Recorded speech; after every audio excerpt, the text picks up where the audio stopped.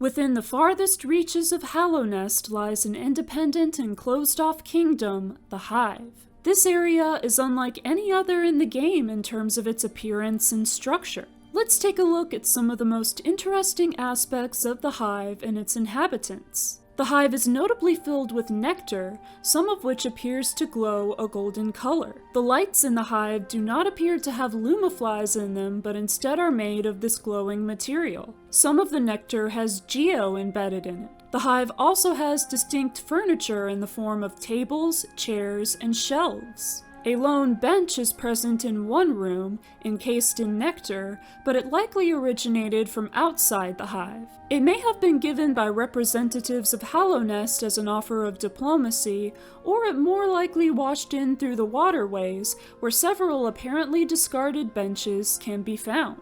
Like the spider and mantis tribes, the bees of the Hive seem to have kept to themselves rather than become involved in the affairs of the Pale King's Hallownest, and Hallownest in turn seems to have largely left them alone. A tram stop does come rather close to one of the Hive's entrances, however. The only Hive inhabitants found outside the Hive itself are Hivelings, likely stationed there to guard its entrances from invaders. Despite its distance from the more inhabited portions of Hallownest, the Hive likewise fell to the infection at some point in time. The dialogue from the Hive's whispering root may offer some clue as to how and why this happened. The dialogue reads, "Hardened tribe and light familiar." The light in question is most likely that of the Radiants. The Hive seems to have once been united in mind similar to bugs under the influence of the Radiants, with Hive Queen Vespa likely at the center of this collective mind,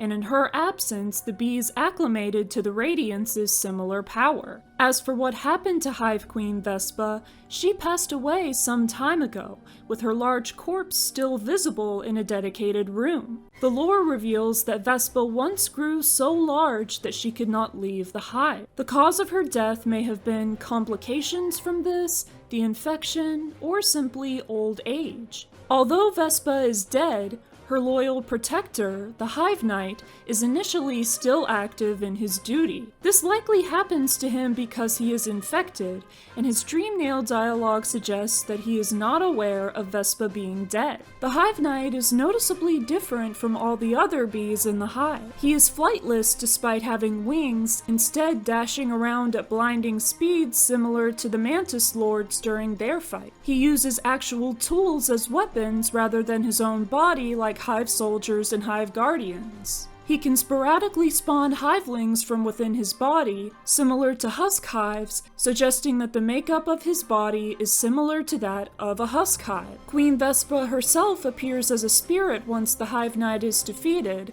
saying to him, "At last you are freed." As for what he was freed from, it could be indicating his duty or the infection, perhaps both. Vespa's spirit tells the Knight that the Hive conducts itself independently of Hallownest despite being within its borders. Because of this separatism, they do not wish to try and resist the infection in order to perpetuate themselves, seeing it as a natural end to things as is inevitable for any civilization. Although the Hive's society has collapsed, it was undeniably once impressive, and the remnants of its prosperity can be observed throughout the space. So what do you think of the Hive's lore? Which aspect of it do you find most interesting? Is there anything about it that I missed? Let me know in the comments. Thank you for watching this video. I'm always making more, so be sure to subscribe to see them. I hope you have a great day, and I'll see you next time.